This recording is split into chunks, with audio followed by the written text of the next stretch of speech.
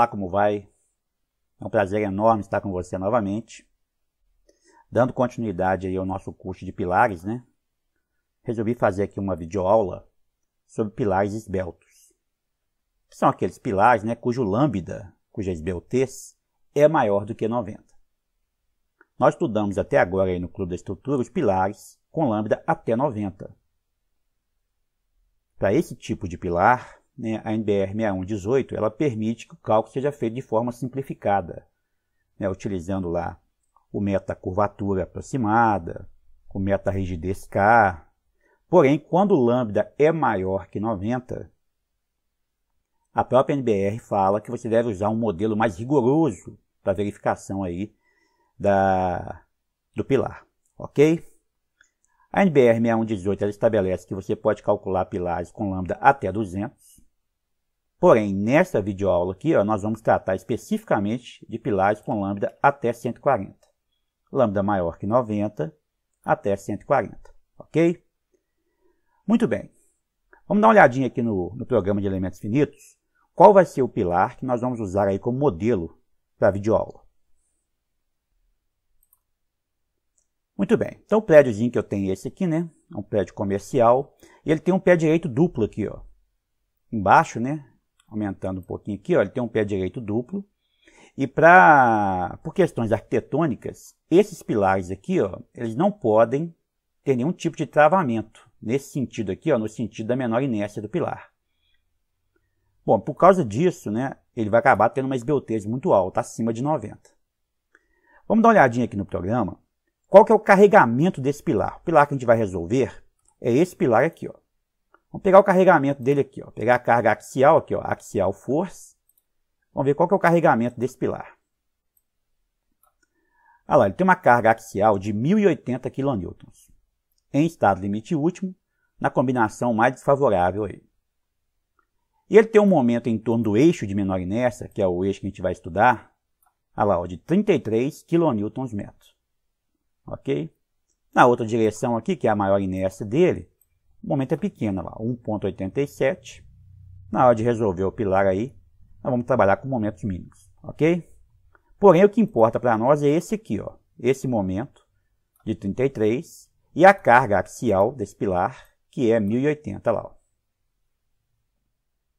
É um pilar com 6,60 metros de altura e ele tem um dos lados dele, por questões arquitetônicas, tem uma dimensão máxima de 22 centímetros.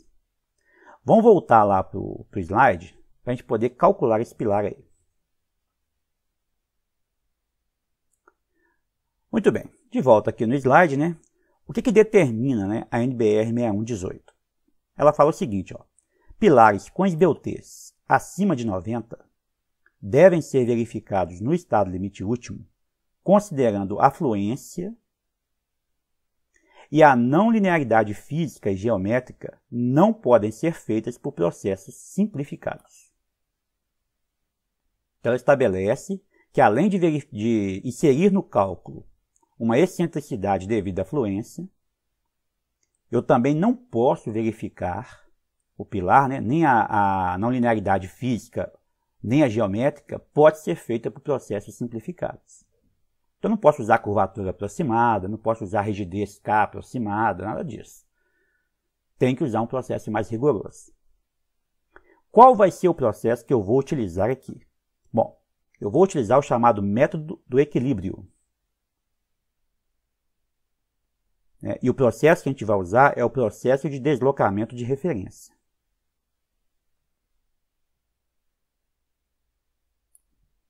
Esse processo de cálculo ele é muito parecido com o método geral de cálculo do pilar.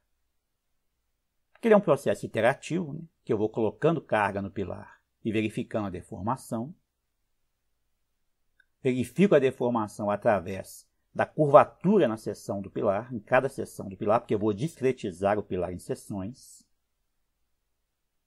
Então ele é muito parecido com o método geral. Vamos dar uma olhadinha como é que funciona aqui, ó. Imagina que eu tenho um pilar padrão, né, que é engastado na base, livre aqui na outra ponta, com uma força normal e uma excentricidade de primeira ordem, ou seja, com um momento de primeira ordem. O que vai acontecer nessa primeira etapa é a deformação, né? Eu tenho uma excentricidade e vou ter uma deformação ali. Bom, a partir desse instante, eu passo a ter aqui uma excentricidade de segunda ordem, ó, que vai gerar um novo momento. Momento de segunda ordem. E esse novo momento de segunda ordem vai gerar uma nova excentricidade. Vai aumentando a minha flecha, olha lá. E essa flecha que foi gerada aqui, ó, a partir da segunda etapa, se o pilar estiver caminhando para a estabilidade, ou seja, se o pilar estiver caminhando para o equilíbrio na posição deformada, ela tende a ser menor do que a anterior. Então, esse pedacinho aqui, ó, tende a ser menor que o de cá.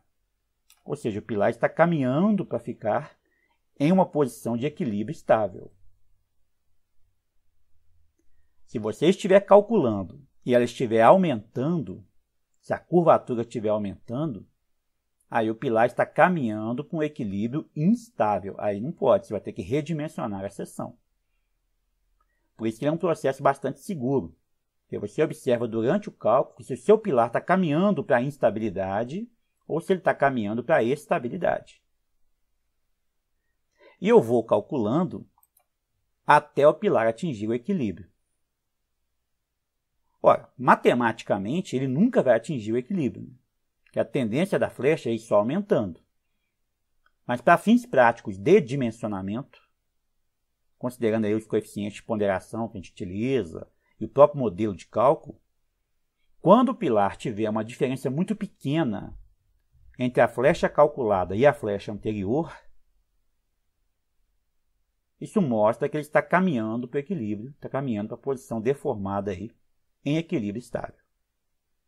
É o ponto em que você vai parar e vai tirar uma foto. Puf.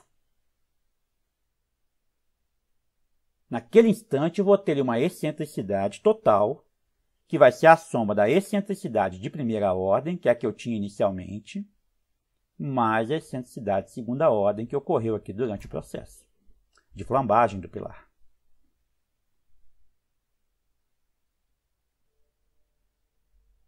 Como é que eu vou fazer? Vamos dar uma olhadinha aqui, ó. A gente vai usar aqui alguns ábacos. Esse ábaco mesmo foi retirado do livro do professor Fusco, né? Solicitações normais em pilares aí. Que ele traz alguns ábacos para nós de momento, força normal e curvatura. Observe que esse ábaco ele é muito parecido com o ábaco que nós estudamos até agora. Só que o ábaco lá ele é momento fletor e força normal adimensional. Esse aqui não, ó. Esse aqui é momento fletor adimensional, força normal adimensional, que é o Ni, e curvatura. Então, em função do momento, da força normal e da taxa mecânica, que é praticamente a mesma que nós trabalhamos lá no pilar, no curso até agora, ele me dá aqui a curvatura da seção.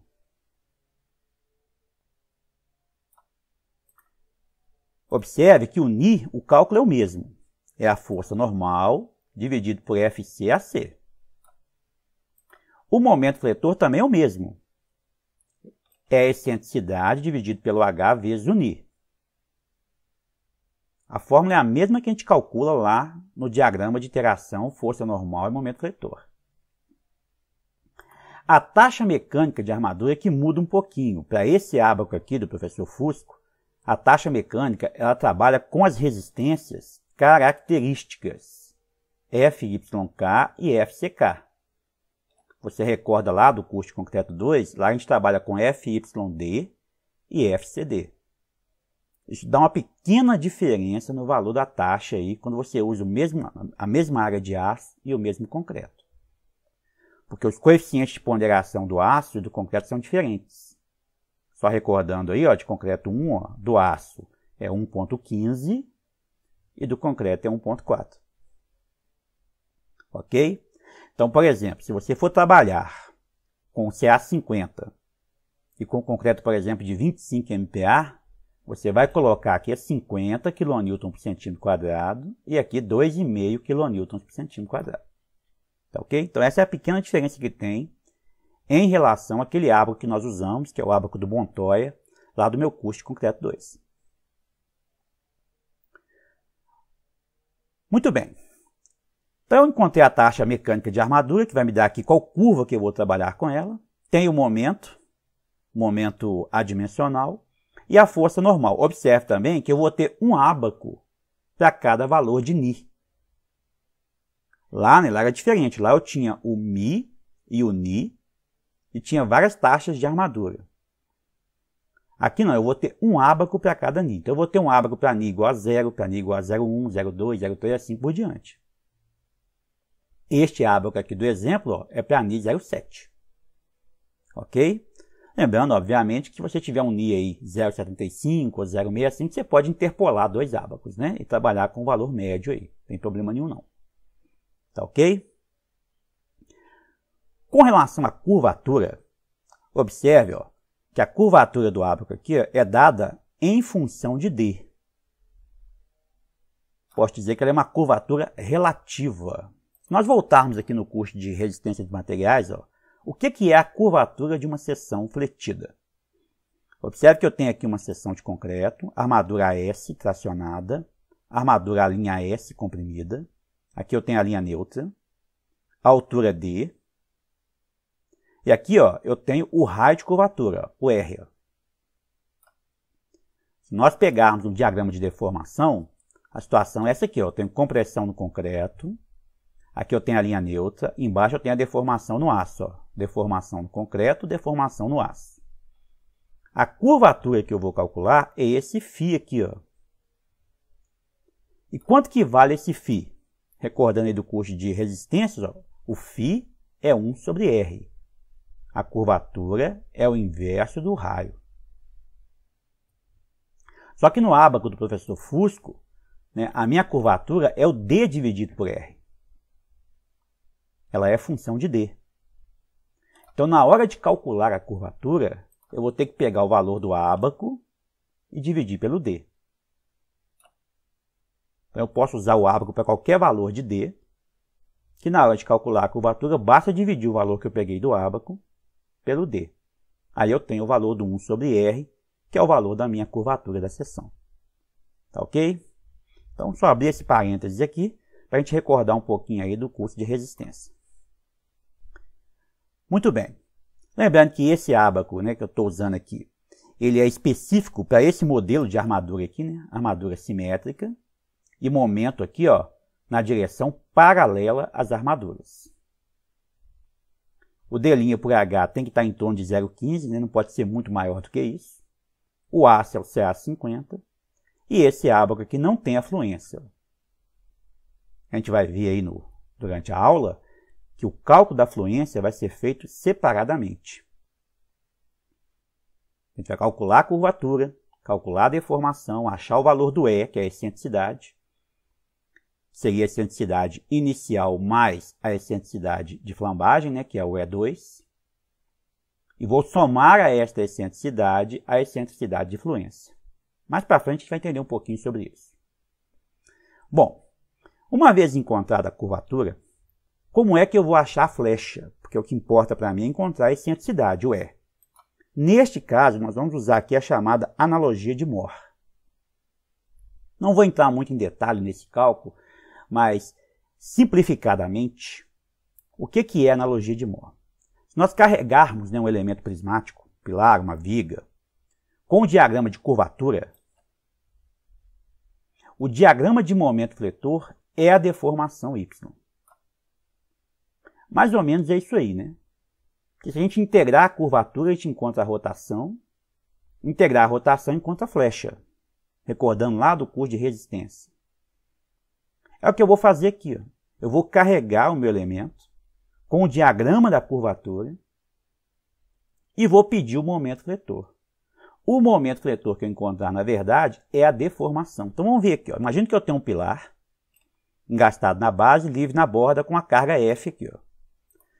Esse pilar ele vai sofrer um deslocamento, né, um deslocamento Y. Ora, imagine que eu não tenho o valor da força F. Não tenho também a rigidez do pilar, mas eu tenho a curvatura na seção. eu tenho a curvatura aqui, ó, ao longo de todas as minhas seções aqui, ó. O que eu vou fazer? Eu não quero encontrar a flecha máxima aqui em cima, ó. Então eu vou engastar essa ponta, vou liberar a ponta de baixo aqui e vou carregar esse elemento, ó, com a minha curvatura, com o valor da curvatura, como se fosse uma carga distribuída. E vou calcular o momento fletor. Ele vai me dar o diagrama de momento máximo aqui no engaste, né? Que na verdade não é momento, isso aqui, ó, é a minha deformação máxima. Neste caso particular aqui, ó, eu coloquei aqui a curvatura em kN/metro, kN por metro. Calculei o momento, me deu 64,9 kN vezes metro. Olha, como é vezes 10 a menos 3 aqui, ó. Esse valor aqui, ó, é 64,9 metros vezes 10 a menos 3, que dá 6,5 centímetros aproximadamente, né? Então, não importa, você pode colocar no diagrama a unidade que for, o resultado que você vai ter, basta multiplicar por 10 a menos 3. Você vai achar a deformação no valor que você quer. Ah, Rony, se o pilar for bem gastado, nesse caso aqui, é muito comum, ó, de edificações, ó, cuja flambagem se dá no meio do pilar aqui, ó. Ó, neste caso aqui, ó, eu vou engastar o meio. Eu vou engastar o meio, vou liberar as bordas e vou carregar aqui, ó, com o diagrama de curvatura. E vou calcular o momento fletor. O momento fletor no meio aqui, ó, na verdade, é a deformação máxima aqui na minha barra. Observe que não é difícil de fazer. Se você tem um programa de elementos finitos qualquer, pode ser inclusive o F2, né, que a gente vai usar aqui na aula, muito fácil de fazer isso aí. Ok? Basta saber onde é que vai ser a curvatura, a excentricidade máxima, né? Se você conhece o ponto onde vai ser a excentricidade máxima, você engasta aquele ponto e carrega o seu elemento finito aí com o diagrama de curvatura. Não precisa preocupar com o material que vai colocar nesse elemento, nem com a seção, porque você está colocando a curvatura. O resultado que ele vai te dar é uma flecha. Ok? Bom, é claro, né, que esse assunto de analogia de Moore é um pouco complexo, né? Eu não vou entrar muito em detalhes aqui, mas para efeito prático de dimensionamento é mais ou menos isso aí. Vamos fazer aqui o exercício, você vai entender melhor. Vamos lá. O nosso pilar é esse aqui, ó. Ele tem 6,60 metros de altura. Por questões arquitetônicas, né? A menor dimensão dele é 22. Não pode ter mais de 22. E o outro lado dele ficou com 55. Então o pilar ficou 22 por 55, 6,60 de altura. A carga normal, nós vimos lá no programa de elementos finitos, é 1080. E o momento fletor inicial, 33 kN/m. O pilar vai ser concretado com FCK de 25 MPa, um D' igual a 4 e o ACA 50. Vamos calcular as belteiras desse pilar. Ó. As belteiras em torno do eixo Y, que é o que importa para a gente aqui, vai ser 3,46, é um pilar retangular, né? Então 3,46 que multiplica o LE dividido por 22, que é a menor dimensão aqui. Ó. Fazendo a continha, encontrei 104. 104 é maior que 90, então o nosso pilar é esbelto. Não posso usar modelos simplificados de cálculo aí para esse pilar. Vamos usar então o nosso método aí, que é o método de equilíbrio. Muito bem, para usar o método de equilíbrio, para usar o ábaco, né, eu tenho que conhecer aí a força normal adimensional, que é o Ni. Então vai ser 1080, que divide FCK dividido por 1,4, resistência de cálculo do concreto, vezes a área da seção. Fiz a conta e encontrei o Ni de 0,5. Muito bem, calculo o momento mínimo, para saber se o momento mínimo é maior do que o inicial. O momento mínimo da NDR 6118, força normal, ND, 0,015, que é da fórmula, 0,03, vezes a dimensão aqui, ó, no caso aqui, ó, em metros, a menor dimensão em metros, ó. Fiz a continha aqui, achei 23,3 kN vezes metro. Observe que o momento mínimo em torno do eixo Y é menor do que o momento inicial. Então, obviamente, nós vamos usar o momento inicial aqui para fazer a continha aí do nosso modelo. Tá ok? Muito bem. Para resolver esse pilar, então, nós vamos trabalhar com esse ábaco aqui, ó, que é o ábaco de momento, força normal, curvatura, com Ni igual a 0,5. Para utilizar o ábaco, obviamente, eu tenho que conhecer quem? O momento fletor adimensional, ó, que é o Mi. Então, eu vou criar uma tabela para fazer a primeira etapa de cálculo. Lembrando que o processo é iterativo. Eu tenho que calcular e verificar, até o pilar atingir a estabilidade. Como é que eu vou resolver aqui? Ó? Primeiro, eu vou usar somente a metade aqui do meu pilar. A curvatura nesse pilar, né, a flecha máxima vai se dar mais ou menos no meio do vão. Então, se eu resolver da metade para cima, está de bom tamanho. Então, eu vou discretizar aqui o pilar em 5 seções. Aqui, ó, seção 1, 2, 3, 4, 5. O H é constante em todas as minhas seções. Aqui é importante até abrir um parênteses, né? Esse método, você pode trabalhar com seções variáveis. Ao contrário daqueles modelos simplificados, né, que a gente estudou aí no curso de Concreto 2, que eu tinha que obrigatoriamente trabalhar com seção constante, aqui não. Eu posso trabalhar com seção variável. Por quê? Eu vou verificar a curvatura em cada seção.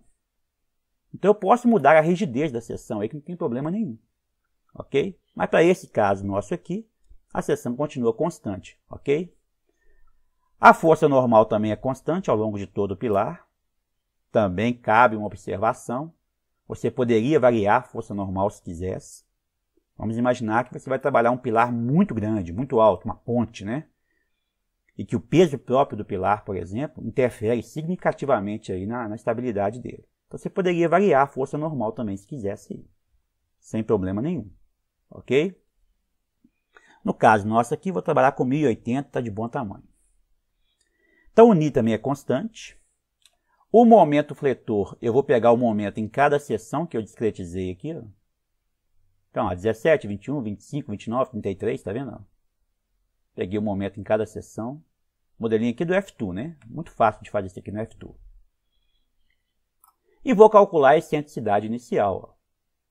Só recordando aí, excentricidade inicial, né, é momento dividido por força normal. Então, eu achei aqui 3,1 cm, 2,7, 2,3, 1,9 e 1,6. Estou achando a excentricidade em cada seção aqui. Ó. Nessa coluna aqui, ó, eu pego a excentricidade dividido pelo H. Para quê, Ronilson? Porque eu preciso calcular o Mi. Ó. Lembrando que o Mi é a excentricidade dividido pelo H, que multiplica a força normal dimensional. E feito isso, multiplicando esse valor por Ni, eu encontro aqui o momento fletor adimensional ao longo de todo o pilar, né, do meio para cima aqui, ó, em cada seção que eu discretizei aqui. Muito bem, já tem aqui o valor de Mi. Ó. Qual vai ser a taxa mecânica de armadura que eu vou trabalhar com ela? Como eu estou projetando o pilar, né, eu não tenho ainda a taxa mecânica, eu vou ter que pré-definir uma armadura para esse pilar. Então, no caso aqui, eu vou pré-definir aqui 0,4. Vou trabalhar com uma taxa mecânica de 0,4. Então, como eu disse anteriormente, que o ábaco do professor Fusco trabalha com os valores característicos de resistência, para encontrar aqui a minha armadura em função da taxa mecânica, eu vou ter que fazer essa continha aqui, ó. Olha lá. Meu ômega é o AS, FYK, FCK, AC. Substituindo os valores que eu tenho, a taxa mecânica que eu vou trabalhar com ela é 0,4. O AS eu não tenho. O FYK é 50. Concreto de 25 MPa é 2,5. E a área da seção 1.210, que é 22 vezes 55. Ok? Fazendo a continha, encontrei 24,2 centímetros quadrados, que vai dar aí 8 diâmetros de 20. Como a armadura é simétrica, né, eu vou colocar 4 barras de um lado, 4 barras de outro. Estou pré-definindo uma armadura. Se lá no final do cálculo o pilar passar com muita folga, eu posso reduzir esse valor. E se lá no final do cálculo o pilar não passar, aí eu tenho que aumentar esse valor. Ok? É assim que funciona o processo iterativo, tem que ser aqui. Você escolhe uma armadura e verifica o pilar. Muito bem, vamos trabalhar então aqui ó, com essa curva, ó, que é a curva ômega 0,4. Vou ampliar um pouquinho aqui o meu diagrama, porque eu vou trabalhar nessa região aqui de baixo, ó, que o valor do meu μ é menor que 0,1 aqui, ó. Então, como é que eu acho a curvatura, né? Vou pegar aqui o primeiro caso, olha lá, 0,07. Traço uma linha aqui no 0,07. Aonde a linha bater aqui na minha curva, ó, eu traço aqui a reta e encontro o valor, 0,55. O outro é 0,06. 0,06 já me deu aqui uma curvatura de 0,35. Aqui já é 0,05, mais ou menos aqui no meio, né? Eu encontrei um valor aí de 0,20. Ok? Esses valores são os valores de D dividido por R. Observe que abaixo do 0,5 aqui, ó, 0,4 e 0,4, eu já estou aqui, né, extrapolando um pouquinho o ábaco, né? Vou fazer uma relação linear aqui até chegar no zero. Tranquilo? O que eu faço com esses valores aqui, então? Eu vou ter que dividir esses valores pelo D, para encontrar a curvatura. Então, eu faço uma outra tabelinha. Nessa outra tabela, eu vou ter aqui a taxa mecânica de armadura, força normal dimensional, momento. Eu ponho aqui o D sobre R, que eu peguei no ábaco. E vou dividir esse valor aqui, ó, pelo meu D. Lembrando que meu D aqui, ó, é 0,18. Meu pilar tem 22 centímetros e o D' é 4. Então, é 18 centímetros que sobra para o D. Eu vou colocar aqui em metros. Então, é 0,18. Dividindo esse valor do ábaco pelo D, eu encontro aqui a minha curvatura. 3,1 vezes 10 a menos 3, 1,9, 1,1, 0,6, 0,3. Ok? É este valor que está aqui que eu vou carregar no programa de elementos finitos. Vamos lá para o F2 para a gente ver como é que carrega isso aí. Muito bem. Observe aqui no F2, ó, que eu modelei aqui, né, o meu pilar, né? Gastei na base, tem as 5 seções e coloquei o carregamento, olha lá, 3.10, 1.9. Eu usei essa ferramenta aqui, ó. Olha lá, ó, Linear Load. Ok? Porque eu consigo fazer ela escalonada. Então, olha lá, ó, minha curvatura máxima em cima e vai diminuindo até o valor menor que eu encontrei lá, 0.3. Carrego todo o meu elemento, né? Para pegar o tamanho dele aqui, ó, é exatamente a metade do pilar, lá, 3.3, tá vendo? É a metade do pilar, estou trabalhando com a metade para cima do pilar só. Não tem problema. Lembrando que neste caso aí a excentricidade máxima vai se dar mais ou menos no meio do pilar. Não preciso me preocupar com o material, então eu ponho um material qualquer. E também não preciso me preocupar com a seção, com uma seção qualquer. O que eu preciso fazer é colocar aqui a minha curvatura certinho da forma que ela está lá na minha tabela.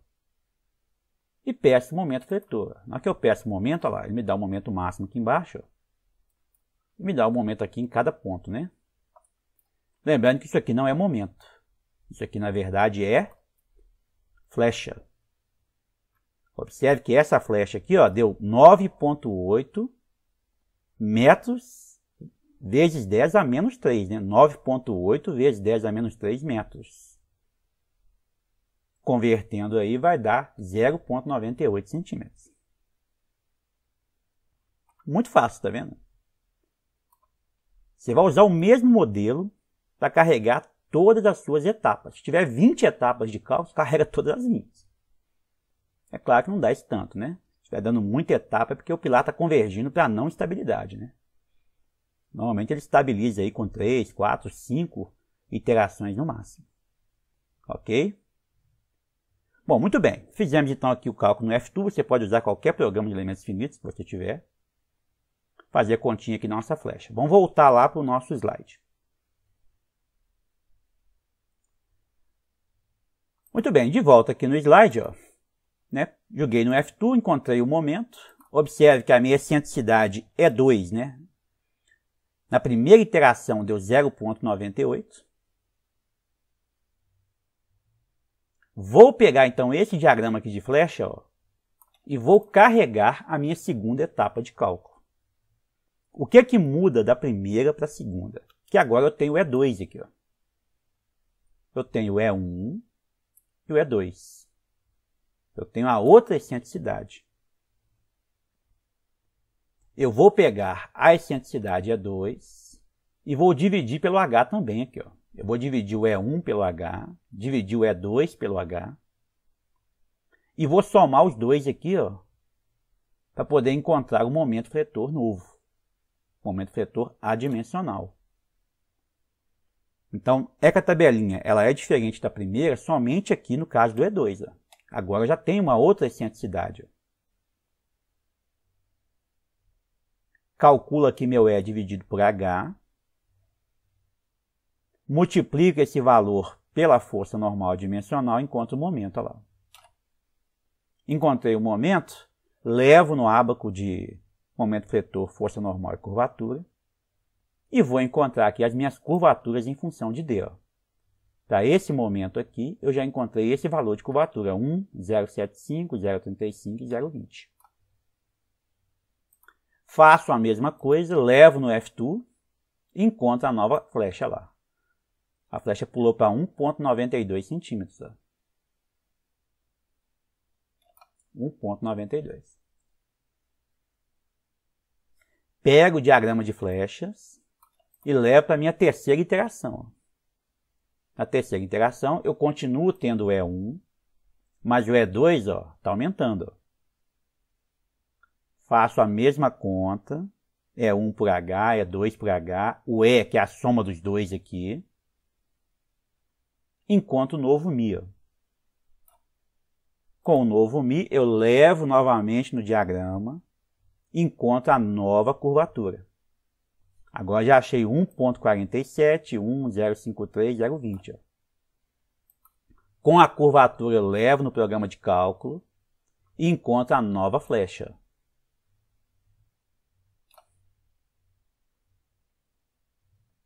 É o processo trabalhoso mesmo. Você vai fazendo e verificando, fazendo e verificando. A flecha está aumentando. Ó. Ela era 0,9, passou para 1,9, agora já é 2,7. A flecha está aumentando a cada iteração. Então vamos continuar fazendo. Vamos fazer a quarta iteração. Na quarta iteração já tem o novo E2, o novo E e o novo Mi. Ó. Encontrei o novo Mi, levo no diagrama, calculo as novas curvaturas em função de D, jogo o valor aqui e calculo a flecha nova no programa de elementos finitos. Na quarta iteração já passou para 3,08. Observe que ela começou a diminuir já. Ó. Diminuir a diferença entre uma flecha e outra. Na quinta iteração, ó, o meu Mi já é 0,14. Fazendo a continha, eu já encontrei uma flecha de 3,6. Ela está começando a diminuir a diferença entre uma flecha e outra. Vou fazer mais uma iteração ainda. Na próxima iteração, observe que o meu aqui, ó, meu Mi, 0,15. Observe que o da quinta iteração, o Mi era 0,14. Esses de baixo aqui, ó, seção 4, 3, 2 e 1, praticamente o mesmo valor de momento fletor. O que mostra para mim que o pilar está convergindo para a estabilidade.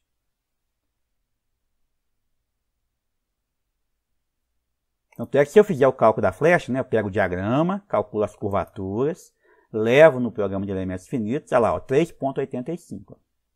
Minha flecha máxima passou para 3,85. Se eu pegar aqui a diferença entre a flecha que eu peguei agora e a flecha anterior, aproximadamente 6% aqui ó, de diferença. É pouco. Eu pulei de 3,6 para 3,8. 2 milímetros de diferença.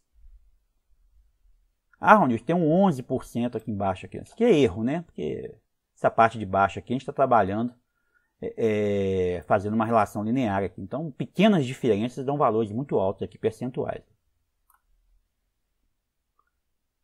Mas o que importa para a gente aqui é que na sexta etapa de iteração, o meu pilar já demonstrou uma convergência para a estabilidade.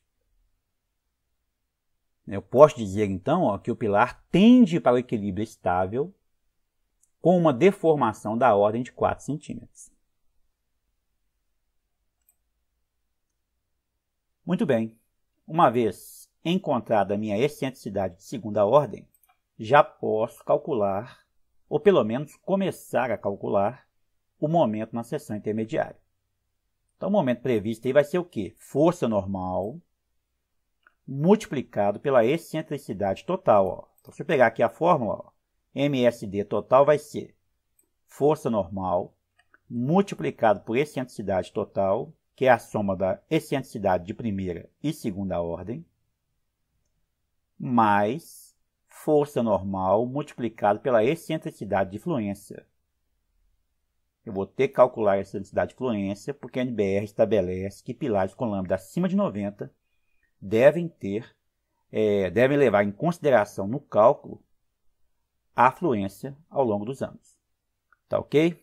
E a gente vai usar esse item aí, ó, o item 15.8.4 da NBR 6118, que nada mais é do que uma simples aplicação de fórmula.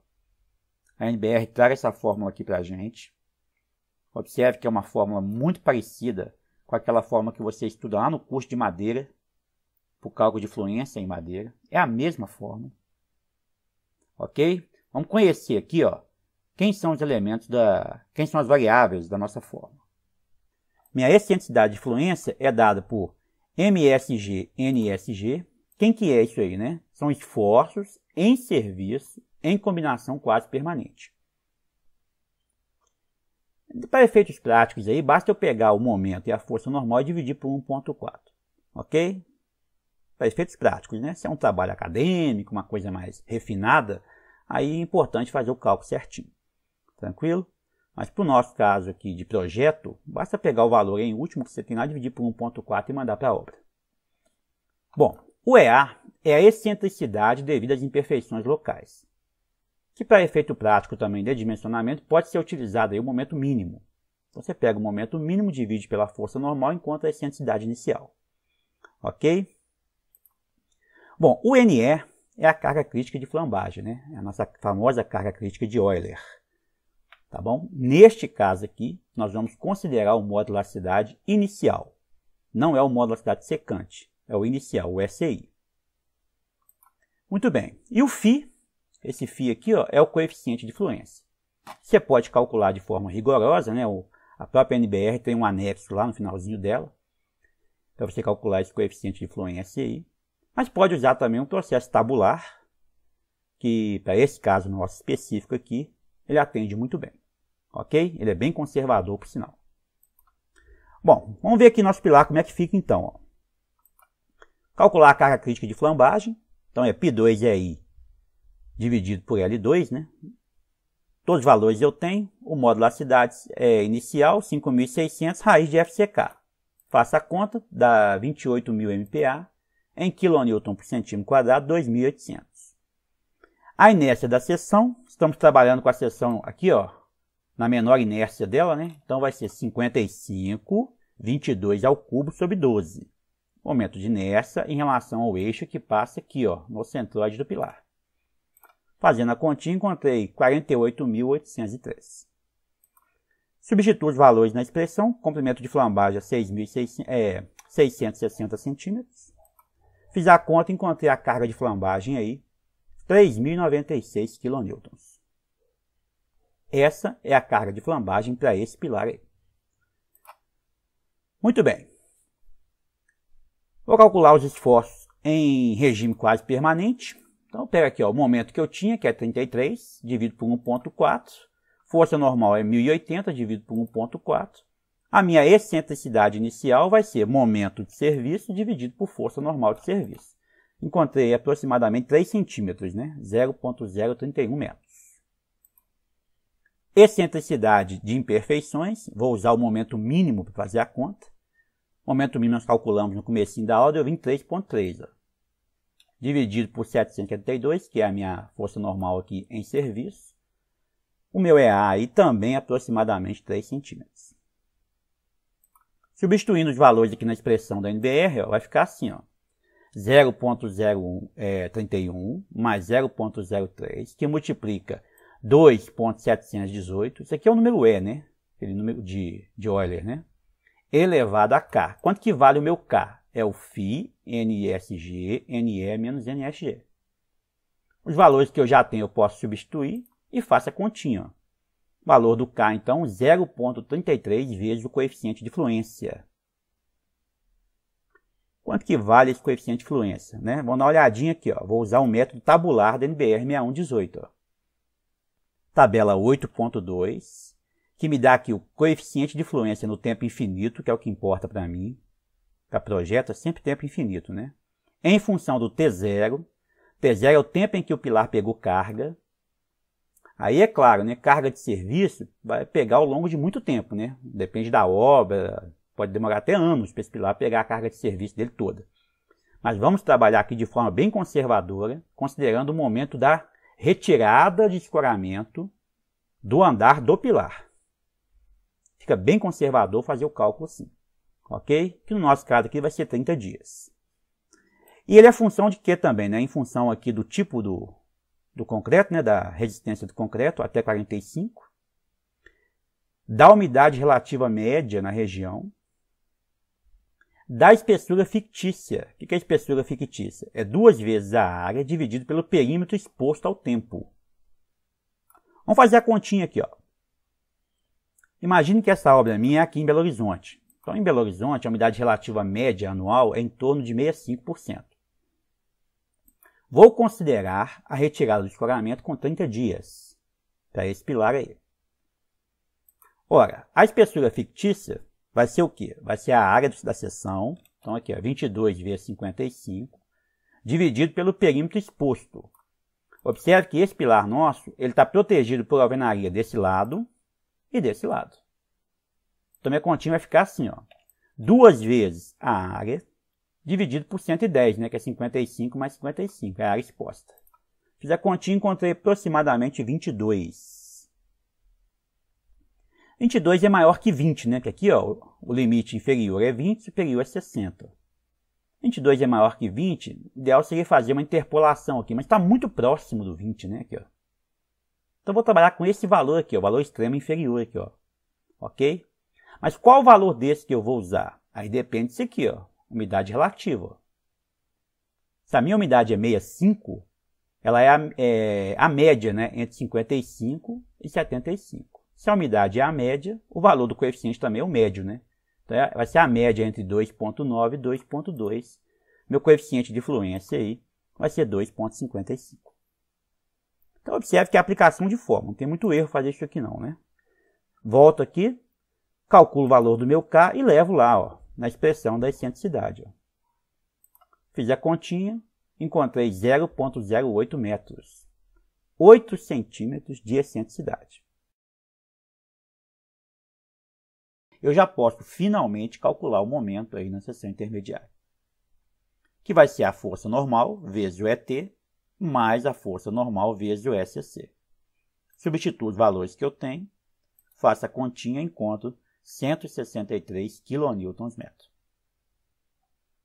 É para este momento, em torno do eixo Y, que eu vou ter que verificar o meu pilar. Vou ter que verificar se essa armadura aí, 8 diâmetro de 20, atende à solicitação composta. Lembrando aí, lá do curso de concreto 2, todo pilar de concreto tem que ser verificado a solicitação composta. Então, eu vou ter o momento solicitante numa direção, que vai ser esse aí. Momento solicitante na outra direção, que é no caso aqui do X, né? Do eixo X. Que neste caso aqui vai dar momento mínimo, provavelmente. Tem que calcular o momento resistente na direção Y, momento resistente na direção X. Colocar isso na envoltória e verificar, né? Os momentos solicitantes, a envoltória de momento solicitante está dentro da envoltória de momento resistente?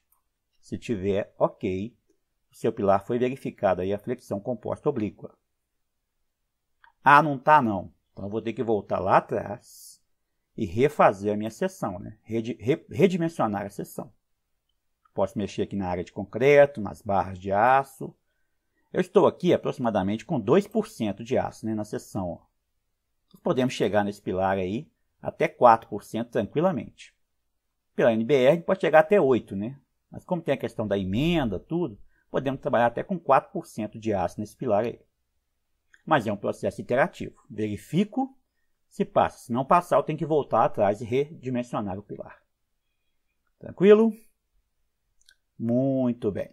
Eu queria mostrar para vocês sobre o dimensionamento de pilar com lambda acima de 90, né, e menor que 140. É isso aí. Espero que você tenha gostado. Eu te aguardo então em uma outra oportunidade aí no Clube da Estrutura. Um grande abraço e até lá.